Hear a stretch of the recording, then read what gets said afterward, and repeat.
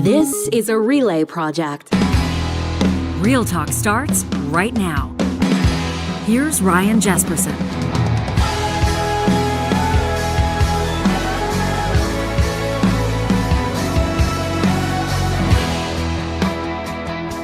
We're grateful to have you joining us on this episode of Real Talk Jesperson with Hicks. In just a moment, fact-checking Naheed Nenshi back on June 24th of this year, shortly after he had won in landslide fashion the leadership of the Alberta NDP. The former mayor of Calgary joined us to talk about his plans for the party, his plans for the province, and we got into it. We covered a lot of ground, talked about projections for Calgary and Alberta's population. We talked about electricity rates. We talked about healthcare. We talked about, in his estimation, what the so-called ballot box question would be if Alberta and Albertans were to be voting right now.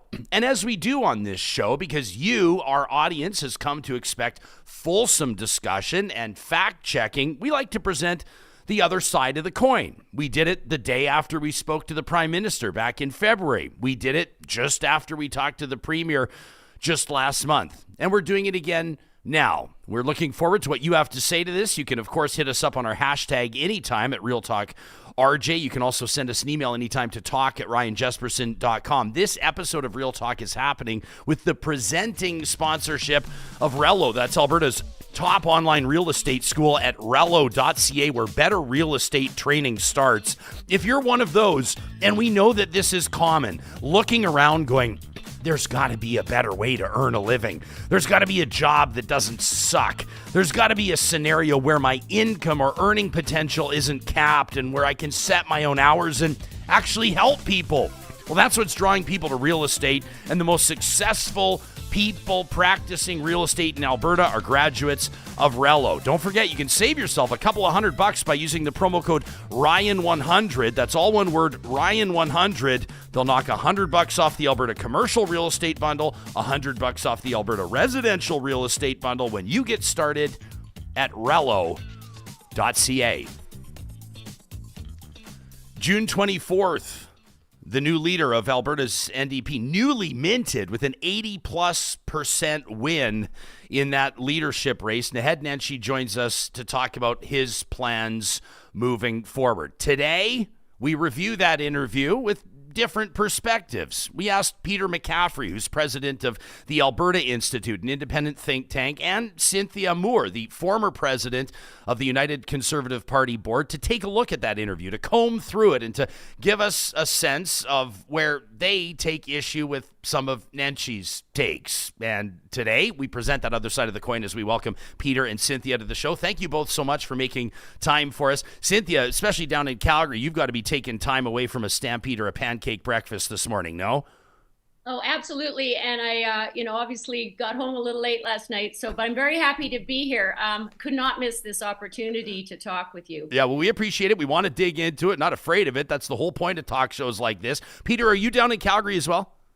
I am, yes. Good morning. And I see that you're all dressed up as well, even though you're in Edmonton. So yeah, well, happy Stampede. Yeah, well, I spent last weekend there in my hometown, born and raised Calgary kid. So, you can't take it out of me. Every July, it's going to happen. Hey, let's get into the interview. Before we get to some of the clips that you've put in front of us, the stuff that you want to talk about, Cynthia, let me ask you for your general sense of the Nenshi win. Obviously, from the conservative side of the coin, it's notable the landslide fashion in which he won. What's your take on the official opposition, and as a conservative, how are you viewing it? Well, I mean, first of all, you want to congratulate Mr. Nenshi on his win. We all know he worked hard to sell memberships and to grow the party. What it tells me, though, is that the party wasn't in very good shape to start with, because he, to bring in what he said, 40,000 members and only grow it to 80, I think there was a problem to start with. And for Mr. Nenshi, one of the things that I've taken exception to is when he talks so frankly about now the NDP are the largest provincial political party in Canada. When we had our leadership, we had in excess of 140,000 members on our leadership that elected Danielle Smith, and the leadership that elected Premier Kenny actually had over 250,000 members. So I think, just because you say something over and over again doesn't make it true. So I think Albertans have to understand that the NDP was quite weak to begin with. And certainly Mr. Nenshi has given it a bump, but I'm not so sure it's as strong as he claims. Yeah, I would say, I don't know if I'd say weak. I mean, I think that their election showing was the strongest it's been in a while, but the membership bump does say a lot. Although we have seen, to be fair, look at what Pierre Poilievre did with the federal Conservatives. I don't know if you'd describe their party as weak before, but I think he, if my math is correct, more than doubled that party's membership, didn't he? Yeah, he absolutely did. I mean, their membership is astronomical. I mean, no one can beat the federal Conservatives, and no one can beat the federal Conservatives in fundraising either. So, but the United Conservative Party has both in membership and in fundraising is a juggernaut. And I think Mr. Nenshi should check his facts and see that just because he's saying it, as I said, doesn't make it true. One other thing is, we've done some polling since Mr. Nenshi's win, and there hasn't necessarily been a bump to the NDP. He hasn't raised their numbers. So we'll just have to see as we go along what happens. Peter, it depends on who you talk to. I'll ask for your objective analysis on this, or as best you can. The Nenshi camp says that Danielle Smith and this UCP government is shaking in its boots with the momentum that the NDP is seeing. And you talk to the staffers with the Premier's office, or you talk to ardent Conservative supporters, and they'll say, we're not sweating this one bit. What do you think is the truth? Yeah, I not to toot my own horn too much, but I said before Nenshi even announced that he was running that I thought he would walk away with this pretty easily. I've been following him for more than 10 years when he was mayor, and keeping really close tabs on him. And he's a really smart guy, really talented campaigner, got a really good organized campaign team. And so I kind of saw that as a bit of an inevitability from the start. And I think the other thing to recognize is that he was always going to be the NDP's best shot to kind of hold on to the seats that they won at the last election. That's not necessarily the same as picking up new seats and actually being able to get them over the line to win the election. Cynthia mentioned a couple of things that the former mayor has been saying. One that really stood out to me on the campaign trail was him talking about how if he could just win the parts of Calgary that he won when he was mayor, then the NDP would be government. Also not true. If you actually just look at the map, he actually struggled in South Calgary. And so, yes, he does well in the parts that the NDP won at the last election, but they actually need to pick up seats in parts of the city that Nenshi was not popular in by the time he was done as mayor, or even wasn't popular in that third election that he won. So I think it's going to be really interesting. I do think he was, by far the best option that they had on the ballot, but that's not the same as it becoming a runaway win. I think this is going to get really interesting. Yeah, or he's going to have to figure out a way to win more rural seats, right? Let's get into, we asked both of you to take a look at the interview. We asked both of you to pull time codes for us, to pull the clips that you want to comment on. Cynthia, we'll put this first. I mean, Peter references Calgary there. Mr. Nenshi did talk about Calgary and investment in Calgary when he talked to us on June 24th. Here's a snippet. Throw a bit of money here and a bit of money there. They pick fights here. They waste money there. But it's not in the concept of a big vision. It's much more in the context of whatever lobbyists got to them last. So, Calgary's downtown needs significant investment. There is a pretty detailed downtown plan that has a whole bunch of priorities in it. And instead, the government threw $300 million towards an underpass in the Arena District, and they call that their entire contribution to Calgary's downtown. It's not helpful. It's not useful. Cynthia, what did you take issue with there? Well, I think it's kind of rich that the former mayor of Calgary now is talking about infrastructure when we're in an infrastructure crisis in Calgary that was on his watch. We've all been sitting here. Everyone knows we've been sitting here not being able to turn our water on, not be able to water our plants when it's 30 degrees out. And that was all on his watch. So I have a real problem with that. And then when you look at the government's record, I mean, one of my favorite projects is the $103 million that they put into Arts Commons, which is smack dab in the middle of downtown Calgary, and is going to revitalize that whole area around City Hall. There are projects around the LRT are $667 million. I've added it up, and I'm not in the middle of government, so I'm not as focused on the detail. But I mean, there's been over $1 billion invested in the downtown area, and I know that there is a detailed plan, and it just kind of galls me as a Calgarian that the former mayor can now say that nothing's happening when he didn't focus on infrastructure. He's the guy that picked and chose, his sort of projects of the day, like bike lanes that go to nowhere and, taking away downtown parking. And so that's what I really have take exception to what he's saying. I asked the Premier about this when I talked to her. Would you agree with me that the Calgary water main break, an absolute disaster, and kudos to everybody, I guess, that got the water flowing again in time for Stampede, in time for an influx of hundreds of thousands of visitors. Would you agree that does put pressure on the province to better fund municipalities, or at least to figure something out with Alberta's infrastructure deficit to work with the cities? Well, it has to. That goes two ways, because I'm a citizen of Calgary. I care about Calgary a lot, and I think that Naheed Nenshi has created the divisiveness. And he's the first mayor that didn't want to work with the provincial government. And so now we have a situation where you have to have a willing partner on the other side to work with you. I believe that the provincial government wants to, come to some accommodation with the cities, but you have to have people on the other side that want to do the same. And when he comes out of the gate criticizing the government, Mayor Gondik comes out of the gate because she comes from the same psychology as he does. And the first thing she says is, this is the provincial government's fault.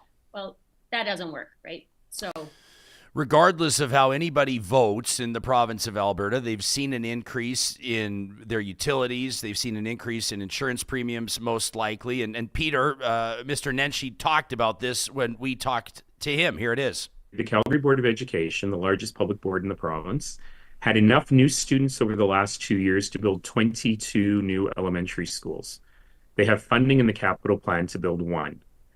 And so you really start to understand that this government has no idea what it's doing. They're putting out these campaigns saying Alberta's calling, we'll give you a signing bonus if you work in certain professions and you come here, but they're not willing to spend the money or do the hard work to actually attract the kind of, not just the kind of people we need, but the infrastructure they bring, because nobody brings a school with them. Nobody brings a family doctor with them when they come to Alberta. But the province just is hoping somehow. Remember, there was a federal politician who once said the budget will balance itself. Right. I feel like the province is sort of thinking if people come, the problems will sort themselves out. But when you're a municipal politician, that doesn't happen. And you have to get ahead of the population growth curve. And this provincial government has no interest in getting ahead of anything. That was on me, Peter. Let me ask Cynthia about schools first, and then we'll get to electricity rates. So that the assertion there basically, and I know that some folks are feeling this, in particular employers who are having a hard time staffing up. When we look at Alberta's population projections, this wildly successful Alberta is Calling campaign, is Alberta actually ready for the influx of all these people? And of course, Cynthia, that does include schools. Naheed Nenshi says that the UCP government is ill-prepared to handle this. You disagree? Well, yeah, it's just, I would ask him where he gets his information, because he says that, they've only put aside money for one school. They've actually put aside money for 18 with 16,000 spaces created. And so, that's the problem is, let's have a real debate here. Let's have a real discussion about how things are being done. And let's at least look at what the government is doing instead of making things up and, to support your narrative. This province is no doubt growing more quickly than anyone would ever have expected, because this government is creating the climate and the environment and the quality of life that people want. So that's why people are coming. And go ahead. Oh no, and I just know that it does take time to catch up. There's no question about it. Do you share the prognosticators' projection that Alberta's going to hit 10 million in the next 30 to 40 years? Well, that kind of scares me a little bit, but we'll see. I think we need that in order to, frankly, that would certainly help Danielle Smith and her provincial government if we had that number of people, then we'd have more seats and in the federal parliament, and we'd have more clout. So I'm all for it. Now, but it is going to take a lot of work to create the infrastructure. Yeah, is that what scares you about it, the infrastructure strain? Well, certainly, but the one thing I trust in this government is that will be done in a thoughtful way, and that it'll be done respecting taxpayers' dollars. Because, like sitting here in Calgary and looking at the legacy of Naheed Nenshi, people do not feel like they've been listened to and that their dollars have been respected. That's the most important thing. I honestly think we've gone back to basics. People want basic services. They want to be able to turn on their water when they can. They want the roads to work. And that's what this government is trying to do. And it's going to have to be exponentially greater as the population grows. Yeah, like shows like this and folks like us, we speculate and we share our opinions, and like we'll all acknowledge, obviously, there's not an election anytime soon. I mean, we're chewing the fat here, but Peter, I'm curious to see, because Naheed Nenshi obviously has his critics. And those that are critical of his mayoral record will point to some of the things that Cynthia just did as well. He has sort of a reputation as a tax and spend mayor. On the flip side, though, you can't ignore the fact that he just, the leadership race wasn't even close. And he's got a team that's very talented at organizing. He's obviously got his supporters as well. Do you think the mayoral record is as much of an Achilles heel as his critics say that it is?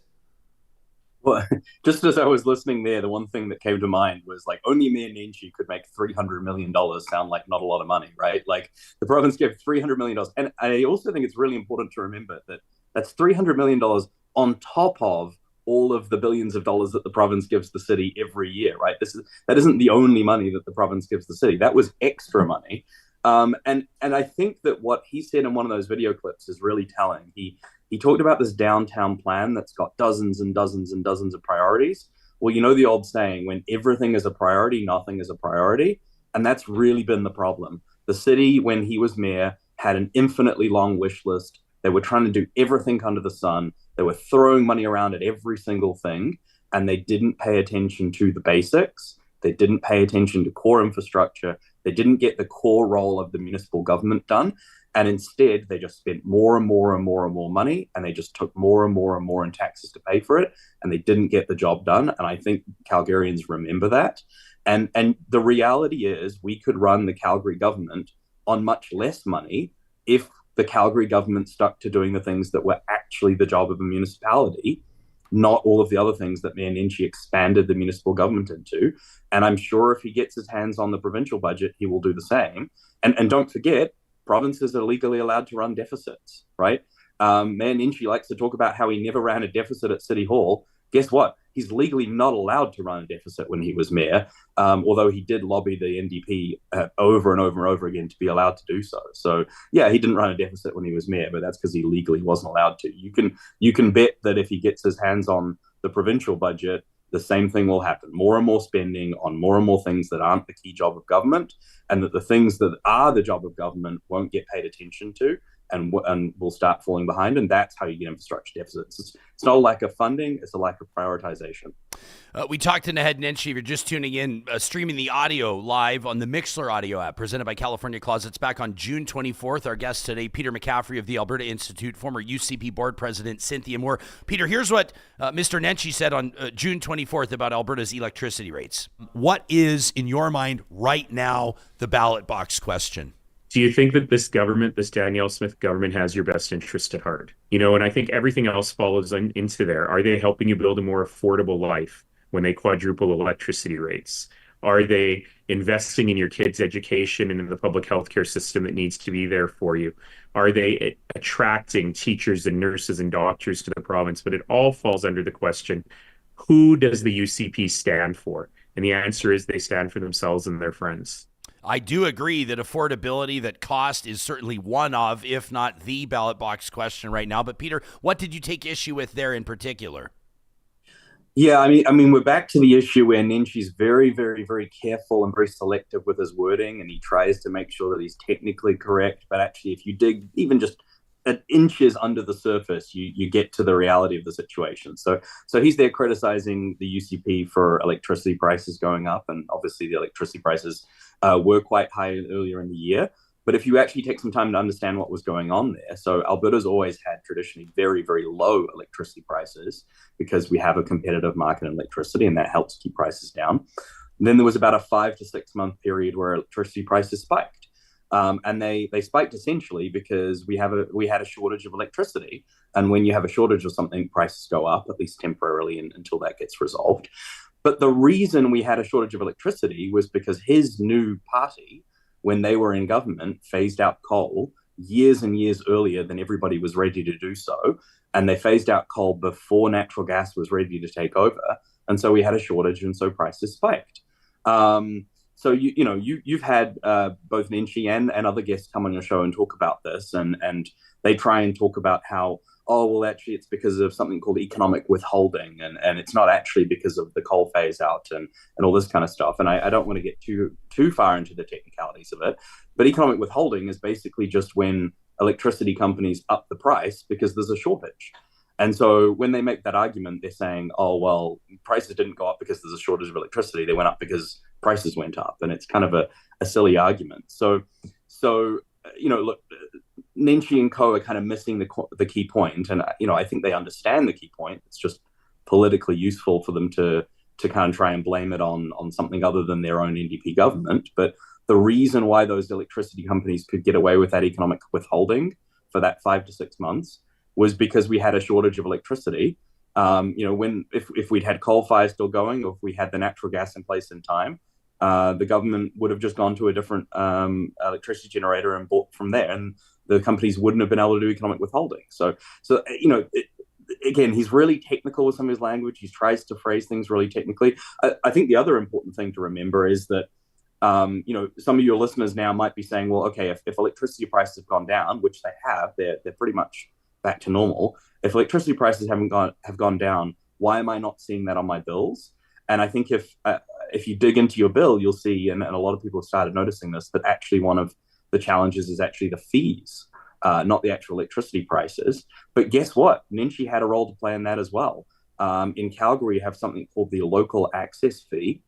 And in Calgary, the local access fee was 5 to 6 times higher than it was in every other city across Alberta. And that was a deliberate choice that was made by Nenshi's council to keep that local access fee higher. It was pointed out to them many, many times. They kept that fee high, and they raked in an extra $130 million over the time that Nenshi was mayor from Calgary utility payers on their electricity. They could have got rid of that fee whenever they wanted, but they didn't. They wanted to keep that money. They wanted to be able to spend it on bike lanes and public art and things like that. And the current government has actually come in and said to the Calgary Council now, no, you can't do that anymore. You have to use the same formula. You have to use the same method that every other city was using as well. So, again, Nenshi's trying to blame something on somebody else, but actually when you dig into it, he was the one responsible for many of those fees. Kathy in our live chat says that her issue with the electricity bill isn't the price, says it's all those blanking, Kathy's keeping it classy, all the fees that are tacked onto it. Dwayne says Ralph Klein's deregulation of electricity, TransAlta manipulating power prices, economic withholding are why Albertans are paying the highest power prices in Canada. Do you disagree with that, Peter? I mean, you can only economically withhold if there's a shortage. If we have enough electricity supply, a company can't economically withhold because we'll just go and buy the electricity from a different provider. And so it's the shortage that was created by the NDP that allowed for the economic withholding. So again, we're back to this really technical language. Nenshi's a very smart guy. He really knows how to phrase things to make sure that he's being technically correct, but actually still very misleading. And so, yeah, technically the cost of electricity was being affected by economic withholding. But guess what? The economic withholding was only possible because of the NDP's policies when they were in government. Peter, do you think high local access fees were controlled by Nenshi's council? Do you think in retrospect it was a mistake, or do you think it hurt Albertans or helped Albertans for Ralph Klein to deregulate the market? Oh, it's been a massive help. So the market electricity that we have ensures that for almost all of the time, electricity prices in Alberta are significantly lower than they are in the rest of the country. The trade-off is we occasionally get these spikes, especially when the government tries to interfere in the market and messes it up. But you already see that the market is now self-correcting, more supply is coming online, and the prices are coming back down again. And the government is now addressing some of those issues with the fees. Like I said, they've literally changed the law to make it so that Calgary Council cannot be taking all those hundreds of millions of dollars extra from people on their electricity bills anymore. So yeah, absolutely, 100%. It's a massive benefit to Albertans.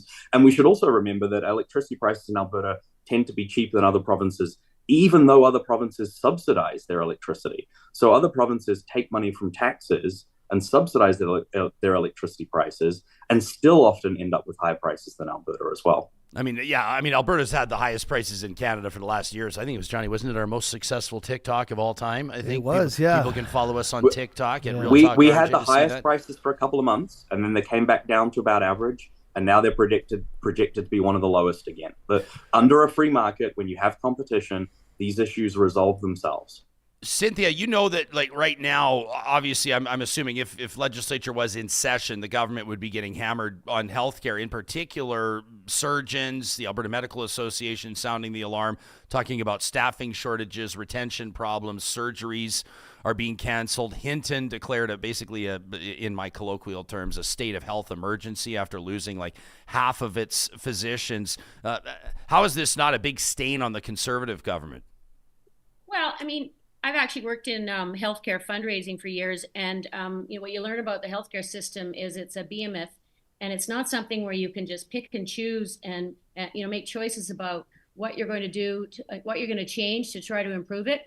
I give Danielle Smith and the government a lot of credit for having the courage to try to do real reform. We'll have to see how it works, but this is almost half of the Alberta budget, and you weren't going to change and improve things without making major decisions. And that takes time. And I know that one of her real, something that she was really interested in at the beginning was EMS. And so she tasked RJ Segerson to look at EMS because he's a former paramedic, and they've made real progress on EMS. And you even, just anecdotally, when you talk to people, the EMS service is better.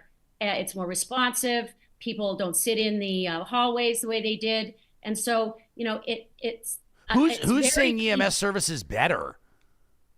Well, when you look at the stats of EMS services, the response times are much better, much better. And see, this is the thing, getting positive information. Because I worked in it for 20 years, I worked in healthcare fundraising, and getting positive information out about the healthcare system is very difficult. People don't want to hear it. They want to hear that we've got a terrible healthcare system. Well, it's just not true. It's just not true. I guess, generally, you look at it high level, right? And then people have anecdotal stories as well. Like, our family has seen friends really struggle getting care in healthcare. And so in my mind right now, it's an absolute disaster. But obviously, everybody wants to see it improved. Everybody wants to see it better. One of the things that Nenshi talked about in our conversation was Alberta's energy transition, Canada's energy transition, and the role that carbon capture would play in that. Before we get to Peter's response to that, here's what the new leader of the Alberta NDP had to say about the Conservative government's record on the energy transition. Our government is out of touch with the sector. They're actually behind. And, they're putting all their eggs into the carbon capture, utilization, and storage basket, but not looking at all the other innovative things that are going on. So it is true that we need to build a world where the last barrel of oil burned in the world is an Alberta barrel of oil. But that doesn't just happen. We have to earn it. We can't be bystanders to this. Our industry has some of the smartest people in the world working on these issues, and we have to support that. But what we have right now is a mindless cheerleader for the energy sector instead of a real partner in helping them work through the transition. What did you dislike about that, Peter? This one was a really weird one for me, actually, because this idea that all the eggs are in one basket, I don't know, that's very strange. The provincial government is funding a massive wide array of different things, whether that be research into geothermal, SMR, battery storage, all sorts of new technologies. There's massive funding going into a very wide array of different options in here. And funnily enough, from my perspective, almost too much going on, right? I would prefer a more competitive market where we have a simple price mechanism and the research and technology is being done based on market forces rather than government, picking and choosing specific projects. So, we can have a debate about whether the pros and cons of that, but the claim from Nenshi that the government has picked one thing and is focused on that and all the eggs are in one basket was just very strange to me. I don't get that at all. I can only assume that that's just him not being on top of the file and not really knowing what's going on in all these different areas because, everyone I talk to is saying, yeah, the government's trying everything. And in some cases, they might be trying too many different things. They might need to focus a little bit more. So very strange on that one. If people missed that interview with Nenshi, I encourage them to check it out. It's our June 24th episode. He does talk about his own perspective, his own record on pipelines. He talks about, in his words, the good work that Pathways Alliance is doing. I was intrigued by that. And if this is on your radar, if Canada's energy sector is front of mind for you, make sure you check out what the new NDP leader had to say about that. Before I thank the two of you for your time, Cynthia, I know that you wanted to comment on Nenshi's comments about the Premier and how much time she was or was not spending in her, quote unquote home riding of Brooks Medicine Hat. Of course, that's not where she lives, but that's where her seat is. And this is what Nenshi had to say about it. I was in the Premier's riding the other day to a standing room only audience, and someone was telling me about the cuts to education. And I jokingly said, but surely your local MLA is fighting for you on this. And the woman looked at me and she said, to quote Mean Girls, she doesn't even go here. And that's not the kind of MLA I'd like to be. Do you know otherwise? Well, yes, I can hardly wait to talk about this. And I've actually been in her riding with her, so I know how much time she spends there. And I mean, in fact, we were kind of upset with her prior to the last election because she insisted as the local MLA to attend all of the election debates in her own riding when, she could have been somewhere else because we weren't too concerned that she was going to win her riding. But, because of this, I actually asked how many hours she spent. She spent 110 hours with her constituents. She's been to 65 events in her riding as the MLA and been to over 105 meetings. So I know, Dan, this is the problem. He can say that, but that's not the truth. The truth is that Danielle Smith puts priority on being the MLA for Brooks Medicine Hat.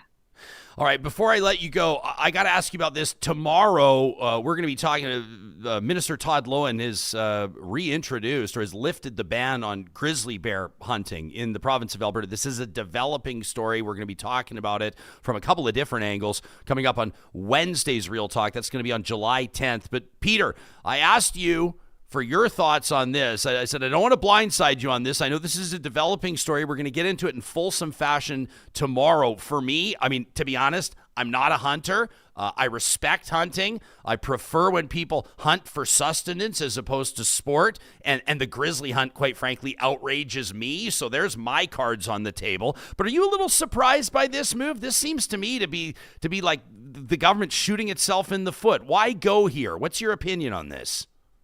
Yeah, so I'm going to admit this is really not my area of expertise. I'm much more comfortable hunting through PDFs, looking up all of Nenshi's tax increases, to be honest. But I did a little bit of reading on this for you, and from the high level that I got, it does seem that the proposal is to only allow for hunting in the very rare occasions when a bear is going to be euthanized anyway. For things like, bad interactions with humans and things like that. So if that's the case, that seems pretty reasonable to me, but I'll wait and see the final proposal and dig into it a little bit more. But I'm gonna stick to hunting through Nenshi's record. Right, sure, fine. Nice play on words. Cynthia, do you have a hot take on the grizzly hunt in Alberta? Any insight into that from your perspective? You know what? I don't know enough about it. And I would never kill a grizzly. So I that's all I could say about it. I would never kill an animal. And hunting for sport is just not my thing. All right, there you go. Well, listen, hey, I appreciate the two of you participating in this. This is what this show, we want to be all about this. We want to talk to people, pick their brains. We're not afraid of subject matter. We're not afraid of differing opinions. And we thank you for showing up to this. Cynthia Moore is the former president of the UCP board. Peter McCaffrey, the president of the think tank, the Alberta Institute. Thanks for doing this. Thanks for having us. Yeah, appreciate it. Real Talkers, let us know what you think. The live chat is like on fire right now. I think the conservatives in our live chat are enjoying this. I think that the NDP supporters in the live chat, not so much. We will remind you, Real Talkers, number one, there's nothing wrong with hearing an opinion different than your own. And number two, this is par for the course, right? You remember that we went one-on-one with Alberta Premier Danielle Smith back at the beginning of June. That was on June 12th. And then you remember what we did 2 days later? Separated only by our special episode with the boys from Spit and Chicklets. The day after we talked to the Premier of Alberta, we fact-checked Danielle Smith with journalist Graham Thompson and with energy media publisher Markham Hislop. And we're showing you that on screen right now on YouTube. You can find it in our archives there. You're looking for the June 14th episode. And you can, of course, find that in our podcast archives as well. But you're probably going to have had, some of you heard some things here that you disagree with. It's a great opportunity for you. Maybe it's your first time emailing the show to send us a note. Maybe it's a perfect fit for the flamethrower. Presented by the DQs of Northwest Edmonton and Sherwood Park. That happens every Friday, including this Friday coming up. Your chance to blow off a little steam, to get a hot take off your chest. It's all of them. Emails to talk@ryanjesperson.com. That's coming up on Friday. My response to what we just heard, a couple of things. Number one, I don't get the sense. I mean, I know that people are always, and I acknowledge like the personal nature of when you talk about things like, is the healthcare system delivering, or is healthcare coverage adequate? Folks that have had limited interaction, have been lucky enough to have limited interaction with the healthcare system, may feel like it's perfectly fine. And other folks who have loved ones that have waited months, or in some cases years, for things like cancer surgeries or hip replacements or appointments with specialists, MRIs, those folks are going to feel like they're being grossly underserved.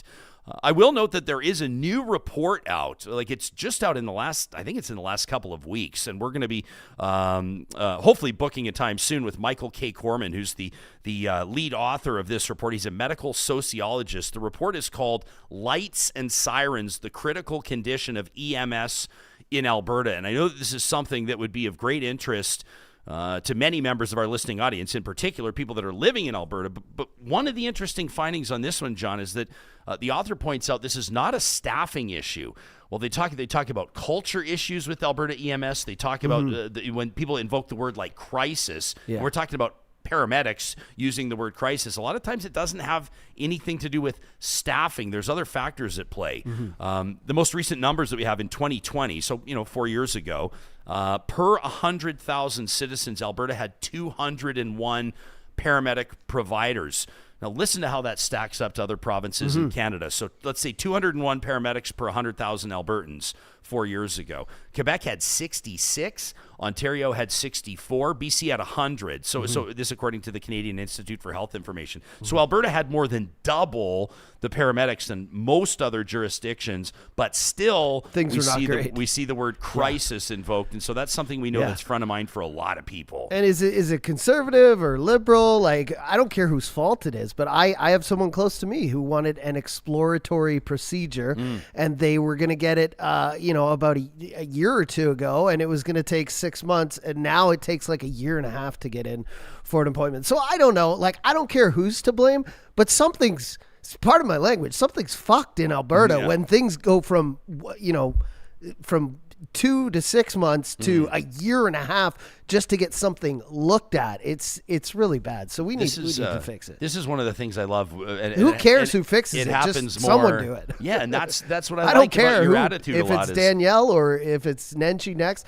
Who cares? Yeah, let's just get it fixed. Yeah, and maybe easier said than done. Like the expenditures on health are bonkers. Like if people, I know that not everybody sort of dives into the budget all the time and spends a lot of time in the budget. Our eyes glaze over. But look, like it's not for lack of trying. We're spending Alberta's spending $26 billion on healthcare this year. How is that possible? We're also spending the lowest amount per province in education, the lowest amount per student. I was just thinking of that as you said it. That's something worth talking about as well. But I won't betray somebody's personal information here, so I won't say who it is. But somebody close to me has just received a difficult diagnosis. It's going to change her life. It's going to change how she eats. It's going to change how she operates on a daily basis. She's trying to get an MRI. She needs an MRI. Her family doctor knows she needs an MRI, and so they go to book her in. And you know what they told her? 18 months. That's what I mean. A year and a half to get an MRI. So she's paying $2,500 out of pocket to get her MRI. But then how is that fair to people who don't have that kind of money? This person I was talking about definitely doesn't have that money, you know? And you see, it's funny. I don't want to bring up the Kardashians in this conversation, but, you know, Nobody saw the Kardashians. I always see like the mother of the Kardashians. She has this crazy, like once a year, full body scan. Like they take every level. They check her blood. They check everything. It's like the most crazy, and she pays top dollar for it. And that's great that people can go out and do that. But that's a small percentage of people that can even afford to think about doing that. We're talking about the average people who, like, you know, have a pain, look something up on WebMD, and, you know, I potentially could have cancer. I could have this. I could have that. And they want to go and see about it. And I know we can't go and get an MRI or, you know, some kind of exploratory procedure for every little ache and pain. But some people are in a lot of pain and they want to know why. Yeah. And they can't wait a year and a half. And then when they do wait a year and a half, you're already sick. You're already in stage 3. You're already in stage 4. Like that's unacceptable. Yeah, I'm hearing more and more people talking about these scans. The full body. I mean, I know it's a lot of high money. Rich people absolutely get. Yeah, it's crazy. Recognize that that actually probably very few people can afford that. No. But if you have the dough, I know that you and I might see a little bit differently on things like, you know, when you say, you know, somebody can't get access to an MRI, and this is the heartless part of me. This is just like a straight, cold fact statement that I know that might piss some people off, and that's fine. This is my opinion.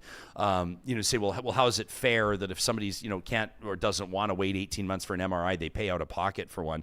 I mean, life's not fair. No. And I know that a premier can't say that, and a health minister can't say that if they want to stay employed, if they want to keep their job. Sure. But life is not fair. It's not fair that not every family gets to own a fifth wheel. It's not fair that not every family gets to go to Disneyland. It's not fair that not every family eats nutritious meals. Life's not fair, and that's brutal. And I think that we should try to ensure that we have societal safety nets in place to ensure, you know, to quote George W. Bush, you know, no child left behind. But that sort of idea, you want to make sure that people have the supports they need. But I do not believe, I've never believed, and I understand that some people have always, you know, have taken issue with this ever since I first started sharing these views on breakfast television 15 years ago. But I don't believe that everyone should be beholden to big ass long wait lists just because it doesn't make sense to me. And I do think that if you can open up alternative delivery models, I do think if you can open up alternative options, you will attract more staff,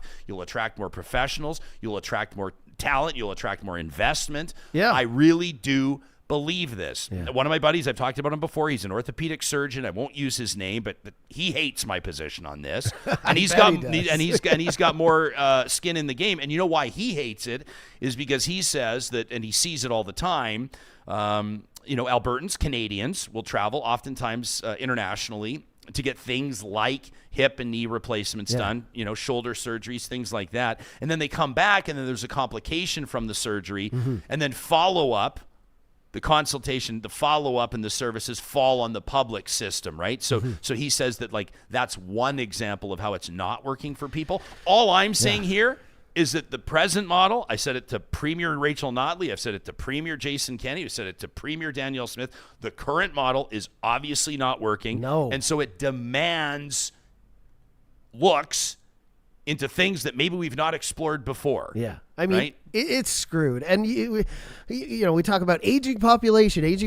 When I think about these people who can pay for these scans like we're talking about, I think of people like 45, you know, established in their career. Maybe they have amazing benefits or they just have the money to blow on the scan. But, I mean, if we're talking about aging population and empowering the youth and getting them set up for careers and getting them to give back to the economy, they got to be healthy. So someone who's 25 or 30 who is in incredible pain or knows or thinks they have something really wrong with them and then can't get in to see a doctor, first of all, for months, or to get one of these, not one of those scans, but like you're talking about, an MRI or some kind of exploratory thing. I mean, this person who's close to me, it really hurts me to see them in pain and not to be able to know what's wrong and to go to a doctor and then a second doctor in here. It may be this, you need this, but you have to wait this long. That's incredible. To go to work every day, to try and raise a family, to try and just be yourself in pain every day for a year and a half waiting. And then if you go for them to be like, hey, it's too late. It's outrageous. Yeah, it is. Travis in the chat says, I get what you're saying, Ryan, but I do think there's a middle ground where the common chud like me doesn't have to wait 18 months for a scan. Travis, 100% agree with you. Ken says that's fine to have an everybody for themselves mentality. Let me follow up on that because that's not what I'm saying. But Ken says it's fine to have an everybody for themselves mentality, but be prepared for desperation that leads to crime and violence in that kind of society. I hope you can afford to live in a gated community. Yeah, I mean, we're not talking about everybody for themselves. We're talking about a fulsome and well-funded public system that has alternative delivery. I get that this is a very divisive subject. Like, I understand that. I'm just saying that it's not working now, and we got to explore other alternatives. Like, as an example, why not tax the shit out of private surgeries and have, I mean, this was an idea that I know Premier Doug Ford had like mused about this in Ontario several years ago. But like, let's say that somebody that pays out of pocket for a hip replacement is taxed to the point or has some sort of a fee schedule set that it actually not only clears up a space in the public queue, but actually funds it. That'd be great. Right? Yeah. So I understand and I recognize someone saying you should do a show on this. We've been doing shows on this for 10 years and we'll do more shows on this. We've talked about it a lot. If you have personal experience on this, we'd love to hear from you. To talk at ryanjesperson.com. Did you go out of country for a surgery? Or can you not afford it and you've been waiting for a year? I mean, I've got an aunt. She probably doesn't want her name used on here. She desperately needs surgery. She can barely walk. She is in incredible pain. It is horrific to watch. The entire family is outraged at the steps that she's had to take. They had to dip into their retirement savings to try to go down to Mexico to get the surgery. It didn't work out. That was even more costly for them. It's been a nightmare. Justin, when you have personal experience here, it's brutal. Justin on the text says, if you want to skip the line, go to the U.S. And it used to be Canada. It was like, we got the best health care. We got the hardly any wait. And now we're looking at the U.S. and being jealous. It's just like, and like you were saying, more and more people coming to Alberta. I don't see it getting better. I see it getting worse. And you're saying like you're saying EMS is staffed, overstaffed. We're actually spending this much money. Why is there no inch being made on it getting better? Yeah. Justin goes on to say, I'm not okay with having a separate private system siphoning resources and talent from the public system. Goose, what's up, Goose? Says maybe people with lots of money and high demands can learn to wait in line. After all, life isn't fair. They don't like Goose, doing that. I'm saying this facetiously, but you tell somebody that's desperate to get an MRI that could provide insight that might change their life that they need to learn to wait in line. That's a tough thing to say to anybody. Yeah. Can we all agree that we endeavor to develop systems, including healthcare and education, arguably, maybe child and family supports, but like healthcare and education, arguably the two most important. They're the two we spend the most on, that we need to fix them to a degree where they work for everybody. They work for people on AISH, they work for people on social assistance, and they work for people in the top 1% of earners. And Erica Barudis, I love her to death, and I disagree with her on absolutely anything. This is one of the only things I agree with her on.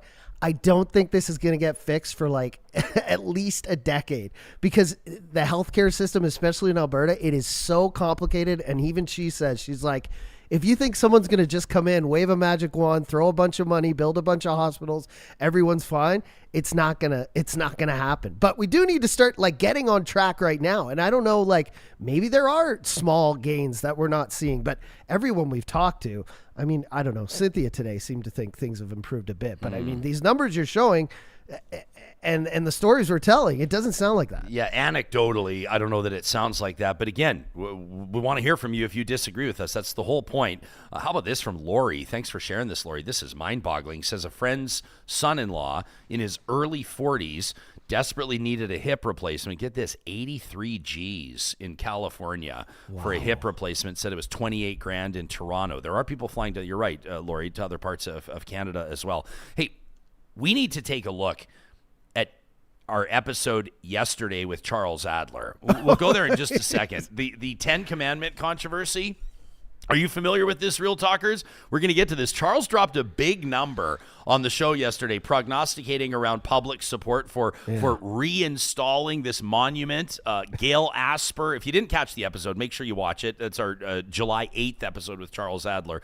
So Gail Asper, the Aspers in Manitoba, the Aspers in Canada, a huge name, obviously, a family of great achievers and philanthropists. And in Manitoba in particular, when the Aspers talk, people listen. And so Gail Asper wants to see the statue of the monument of the Ten Commandments restored in Assiniboine Park, where it had been temporarily removed to accommodate some other renovations and improvements to the park, but then it had never been returned.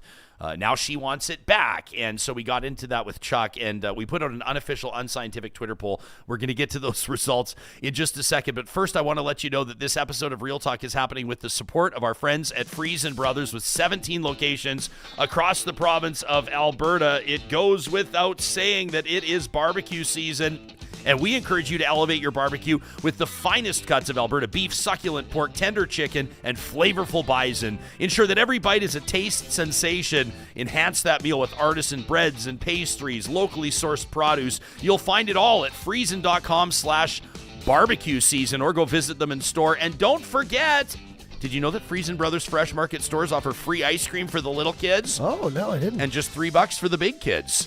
I don't know if we qualify as big kids, but if you love ice cream, you're going to love Friesen Brothers. It's Alberta grown and Alberta owned. Our friends at Complete Care Restoration, their team's hard at work right now across Western Canada, helping restore properties and rebuild peace of mind.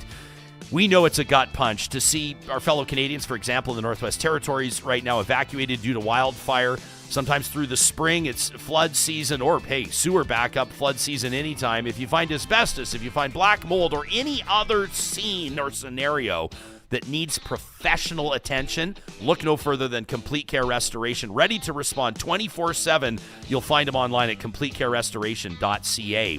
Our friends at Kubi Renewable Energy have happy customers this time of year. I was out watering plants last night. No headlamp, didn't need it. 11 o'clock at night. It was still bright enough to be outside. Absolutely beautiful. If you have solar on your roof, you know this is the time of year that it is really paying off. A lot of customers selling back to the grid, but this is an install that makes sense all year round. If you've been thinking about decreasing your environmental footprint by going solar, get a free quote today at kubienergy.ca. They do farms, they do big office towers, they do houses and cabins and Quonsets. They do it all. That's kubienergy.ca. And our friends at California Closets want to remind you that if you are absolutely intent on getting organized this summer, or you just have always dreamed of that walk-in closet that'll take your and your guests' breath away, nobody does it better than their team does. Murphy beds, laundry rooms, boot rooms, staircases, garages. California Closets has a team of designers and a team of installers that's the absolute best in the business, and they can work with your budget. Everything comes with a lifetime guarantee. You can request a free consultation today at californiaclosets.ca. Charles Adler, presented by our friends at Tice Automotive Consulting, joins us the first episode of every week. Typically, that's a Monday. And this week, among other things, we talked about a ton of stuff. I think he was revved up because he mixed a little Diet Coke in with his usual chocolate milk. I think the mixture just got him going yesterday. Yeah, my buddy Laws would always say, "How are your levels?" Adler's levels were off the charts yesterday. Very high. And I can't believe we didn't even we were going overtime, I guess, which isn't really a thing. Our shows can be as long as we want, but we had been going on with Adler. I texted him after. I said, "I didn't even talk to you about Joe Biden." No, and we were going to talk Trump and the growing Harris calls for Biden to step aside for Kamala Harris or somebody else, probably Kamala Harris, and just wanted to let you know, Real Talkers, that that's obviously a story on our radar that we'll continue to follow. But we did sink our teeth into this story out of Winnipeg. Before we get to what Real Talkers have told us by way of an unscientific Twitter poll, here's a summary. This was John's masterful work. You know, if you subscribe to our YouTube channel, you can check out our YouTube Shorts every day, which is a great way to connect with and share Real Talk with others. And here's what we came up with yesterday. This is the argument around Winnipeg's 10 Commandments boiled down to to 60 seconds. Do religious monuments like the Ten Commandments belong in public parks? The politically correct crowd decided that a monument of the Ten Commandments did not belong in a Assiniboine park. There are people who say that if you honor the Christian religions in any kind of visible way, that somehow you're treading on vulnerable people, on minorities. The only countries that have established human rights law that's worth anything are countries with cultures that were Judeo-Christian. Brian here in our chat says, Jespo, sadly you missed the point. This has nothing to do with religion. Brian, the Ten Commandments have everything to do with religion. What percentage of Winnipeggers polled do you think would support returning the Ten Commandments to the park? You think it 90. would? No, come on. 90%? It's about time that somebody pushed back, because this isn't about the Ten Commandments exclusively. This is about the idea that anything that involves our heritage and our history is toxic and it needs to be removed. I'm tired of it. Tell us what you think in the comments. Okay, so we do have a bunch of comments on this, but we Let's hear 'em. did put out an unofficial, unscientific Twitter poll just to see where people land, because Adler figures that 90% of Winnipeggers would like to see the Ten Commandments reinstalled into Assiniboine Park. And so I simply asked, do religious monuments like the Ten Commandments belong in public parks? Oh, look at that. 988 votes. Adler was right.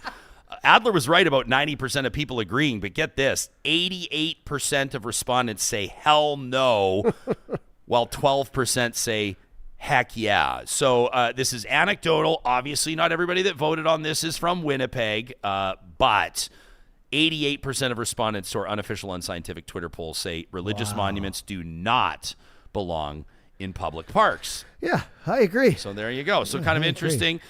T. Hudson said, I don't believe in public parks, says, but I'm totally fine with stuff like this around church property. And I agree with T, of course, obviously. Says, I take religion as a personal journey, so I don't like mixing it with anything else. But on the other hand, says it does need to be shared because people need to reread it over and over again. Coach Lenny says, in diverse societies, public spaces should reflect the plurality of beliefs and cultures. Michael says the Lord's Prayer does not belong in the legislature. We need to separate state and religion, church and state, as people would say. Ken, with an interesting take on this, said that official signs at roadside accident sites, so Ken's not talking about grieving families putting crosses into the ground, but he says official signs at roadside accident sites ought not to be marked by a cross or any religious symbol. It says, but of course, people are free to add their own. He says the government must respect separation of church and state in democracies, full stop. Ellie says it looks like Adler was right about 90%, but wrong about which side. H-Boy says we need to keep religious monuments at places of worship. Why do we even need man-made monuments nowadays? Have we learned nothing over the last few decades? And by the way, isn't idolatry a sin? A bit of a cheeky comment there. And if you're looking, we're showing the picture on YouTube here. It's kind of, it's got flags on it too, this monument. You can see, like, is that the old, I think that's the old Canadian flag. What was it called? The red ensign or whatever. And then the American flag on there as well. The whole thing just rubs me the wrong way. It's not just the Ten Commandments on two stone tablets. It's a very large, this is a big tablet in the middle of a very prominent park. Like, wouldn't you say probably the most popular Assiniboine Park is a big one in Winnipeg, for sure. That has significance. Kelly says public means open to all people, and freedom from religion is just as important as freedom of religion. I do agree with Kelly. Kelraj says, I don't like either choice. Doesn't like hell yeah or heck no. Says, why was this created? What's the context? Is this just a random park? Then no. Or was the land donated by somebody that wanted that there? If so, then that's fine. But Kelraj is right. That's a different story. Yeah. If I donate a park and say that these are the conditions of the donation, then perfectly fine. Completely different story. Sean says religion doesn't belong anywhere except in the same hallway as the dinosaurs in a museum. Okay. And then several people are sort of tying this into pride flags. So it's, I don't know, maybe that's a step too far, maybe not. You decide. You can chime in our comments, whether that's on Twitter, whether that's on our YouTube shorts, or of course Instagram or TikTok as well. We always appreciate it. And we appreciate Travis and Ken that are hitting us up in the YouTube super chat with donations to the show, to the Real Talk Beer Fridge. We sure appreciate that. $10 each, Ken and Travis. Yeah. Ken and I, we're pals, Ken. He knows that. He says, I don't think Ryan wants a two-tier system. Call it what you want, I guess. I mean, I don't know what you call it. The minute you say two-tier, You remember Kevin Lowe talked about that with Oilers fans once? Yeah. And he talked about, what was his famous phrase? Someone will put it in the chat and help us out. But he did something where he kind of like separated the Oilers fans. Yeah. Like it was like you got the people, you remember that? It was like years and years ago, but he was like talking about the people in the lower bowl and then the people in the upper bowl. And then Where are you going with this, And then the Kevin? people that don't come to the games. And it was like, it's kind of awkward when you start You talking got the about people eating popcorn and the people eating shrimp cocktail. Yeah. But Ken says he's pretty sure that he and I are on the same page. We're all wanting better blended system. 100%. I just want to make sure that somebody that makes $10 a year and somebody that makes $10 million a year both get the support as soon as they can when they're diagnosed with or fear that they may have a real serious health issue. Travis says, look, he says, as long as other religions can put up their stuff and maybe even put up monuments next to the 10 Commandments, I will sponsor one for the Church of the Flying Spaghetti Monster.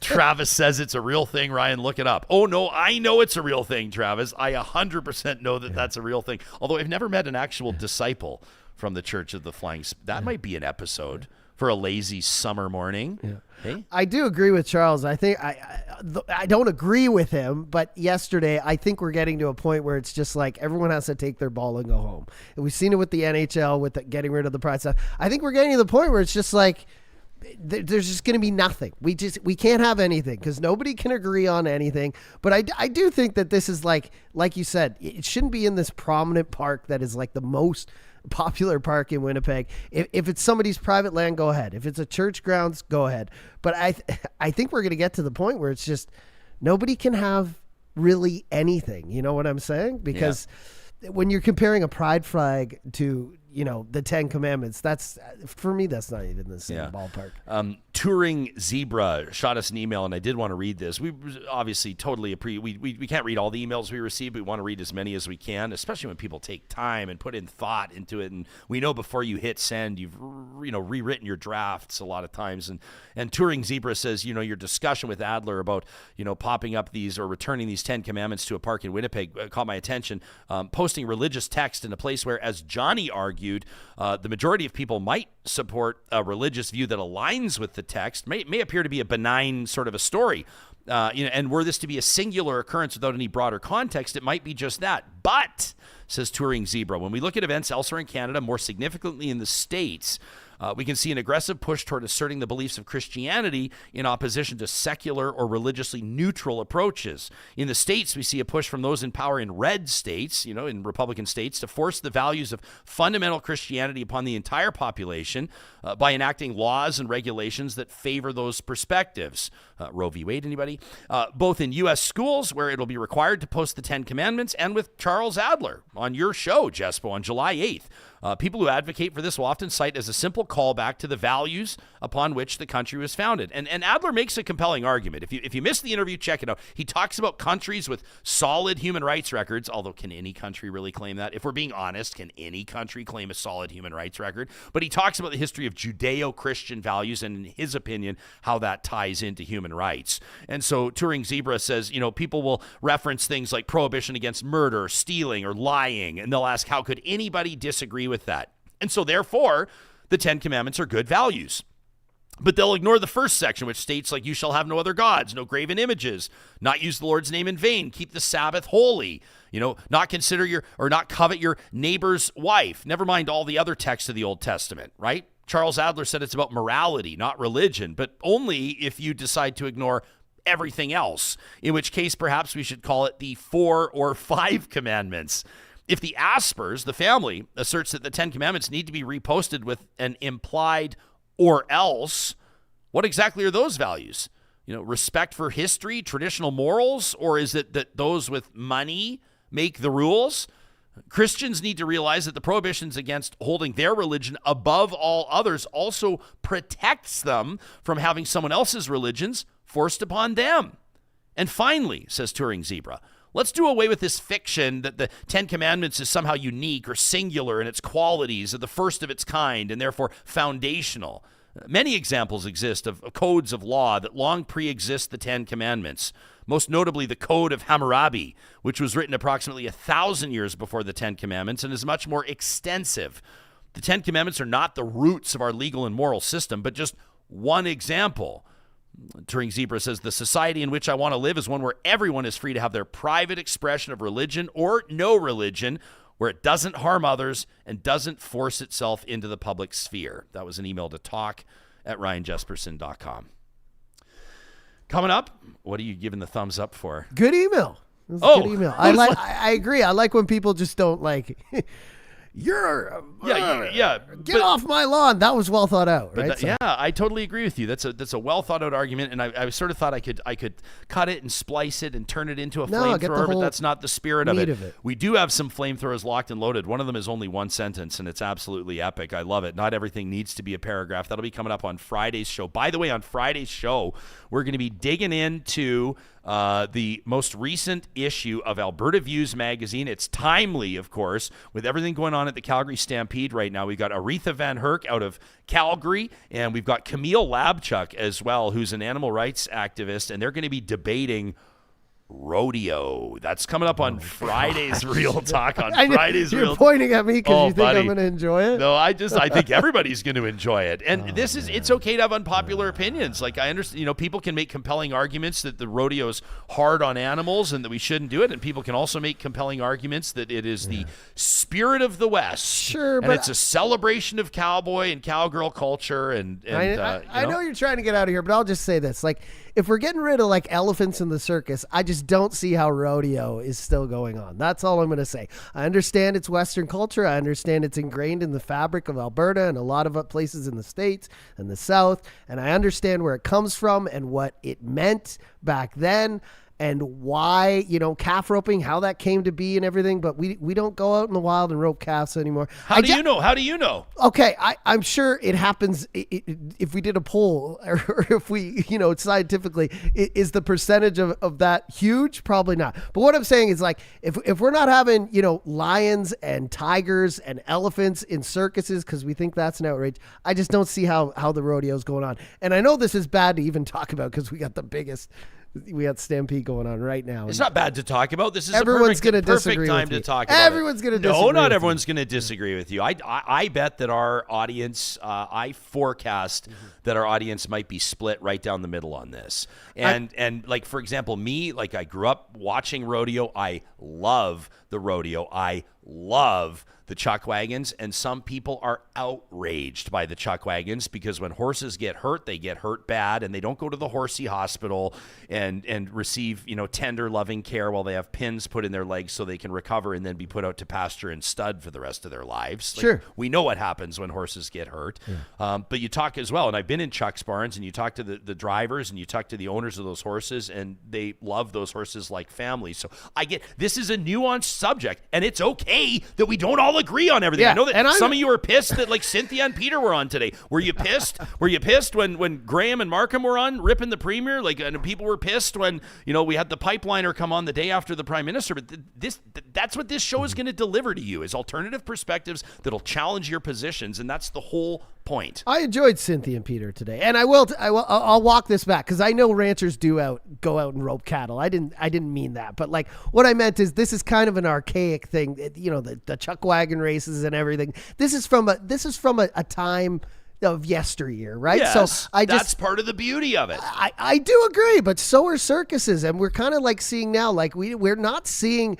Even in California right now, they're very close to like fully. I think some places have fully banned pretty much anything to do with rodeo down there. So we're seeing a change, right? So is it fair to compare? We have time to hash this out. Alberta to California, no. No, well, is it fair to compare? And a serious question, open-minded question, right? Like I watch. I need to stay off Instagram because every day I'm seeing heartbreaking videos. I've seen heartbreaking videos. I saw a drone shot. Drones are blowing the doors off a lot of these animal parks, right? Sure. Because activists can fly. That word is loaded, isn't it? But activists can like fly their drones in over and get shots of these animals. And I saw these manatees and dolphins in these captive tanks because, of course, they were protecting them from the hurricane that's happening down there right now. Yeah, so they put them in these tanks, but like the tanks are like hot tub sized. Like it was atrocious. I'm sitting there going, oh my gosh. And then you look at like, what's happening with SeaWorld and that idea of in particular marine animals in captivity. It's been interesting to see how the Vancouver Aquarium is evolving. Last year, do you remember we did an interview with the CEO of the Calgary Zoo? Yeah, that was great. Talking about how that zoo has had to evolve its mandate.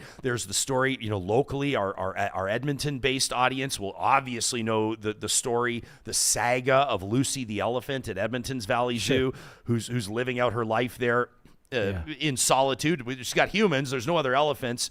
The consensus has been with her veterinarians that she's too sick to travel to a sanctuary. They say that the trip to a sanctuary might kill her, but there are people that have remained still outraged, steadfast for years during the Oilers fighting to have her. You're right. Run. They had people in the moss pit. We're all having a great time. We're celebrating the Oilers. I can see people with signs. They're still concerned about Lucy. You know what I mean? I think people have forgot. But yeah, I mean, I come from a small town. We had one of the biggest zoos outside of the GTA, and it was big. It was like the biggest thing in our town. Clarington used to be called Bowmanville, and it got shut down. Why? You can guess. Cell phones came around, and the videos came out. The animals were underfed, abused. They were in small, encapsulments or cages, dehydrated in the hot sun. I mean, so it's a lot. And I understand. I'm not comparing that to the Calgary Stampede. I think the Calgary Stampede is probably some of the highest standards because there's no way they want to get 100%. The biggest show on earth shut down. But I compare it to a circus in like, is it really necessary anymore? And I say that knowing that it puts a lot of money into the economy that, probably comes back to me in some way. But you don't. And you've referenced now we're talking about three things. You've got, and that's okay. You've got rodeo, and you've got zoos, and then you've got the circus, and you've got the marine stuff too. And I feel like I look at the marine stuff in the same context as zoos. Yeah, that's kind of how I see it. That's just my mind. But the circus is, you look at stuff like Cirque du Soleil with 0 animals, and that's really the evolution of it. And Cirque du Soleil has an audience, obviously of millions of people around the world. But like back in the day, the sort of like and this was like when I was a kid, right? I'm not that old, but like the whip cracking ringmaster, right? And the spiders, the tigers that are like, balancing on the ball, or while like there's pyro going off, the Russian bear like riding a bike. And I think we've moved on from that. Yeah. But it's interesting. And I do think there are stages of this. Like you may have people like me who are 100% okay with rodeo, who actually love rodeo, who pay for tickets to go to see the rodeo, who would absolutely walk out of a circus if they realized that animals were being treated like that. And someone may call me to the carpet and say, well, explain to me how that's not hypocritical. And we could hash that out and have that conversation. But all of this to reiterate, like Horse Lake Ranch is saying in our chat right now, he's saying you got to have these conversations. You can't be afraid of your echo chamber turning on you. We don't want this to be an echo chamber. We want this to be a forum where people can explore different ideas. And we want our live chat to be, people that have voted Liberal and people have voted NDP and people that have voted Conservative. They're coming together in good spirit, in good faith, respecting one another. And shout out to you for doing your best to moderate and stay on top of it. But I feel like our live chat, for the most part, moderates itself. And I want to give a shout out to our live tuning audience. We know that the majority of you catch this show later in the day, but we do want to encourage you, if you are able to join us weekday mornings at 8:30 Mountain, 10:30 Eastern on YouTube in particular, or on Mixlr, to contribute to that chat, because it contributes, as you know, so much to this show. So as we wrap, I will make you this promise. Tomorrow, Wednesday, the 10th of July, and you can bring in the music bed, John, because I'm going to make this an inspirational promise. I'm going to try to move you. I'm going to try to compel you to believe me when I say that I'm going to try to remain open-minded tomorrow about the grizzly hunt. But I don't think I'm going to be able to, because it really pisses me off when people hunt grizzly bears. They've been a threatened species in Alberta for a long time. BC has long hunted grizzlies, and now Alberta's going to bring it back. But why? We're going to ask the question. We'll get a couple different takes on it, and we thank you in advance for joining us then.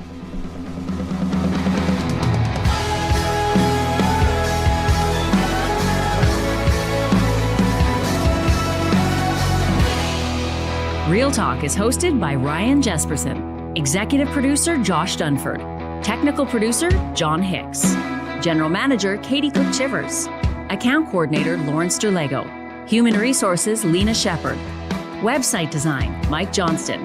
Voiceover by me, Carrie Skelton. Real Talk's editorial board is Supriya Dwivedi, Ahmed Ali, Brandy Morin, Ann Castleman, Corey Hogan, Harmon Candola, Catherine O'Neill, and Chris Henderson. Member Emerita, Julie Rohr. Real Talk is recorded in Edmonton, Alberta on Treaty 6 territory, the traditional and ancestral territory of the Cree, Dene, Blackfoot, Saulteaux, and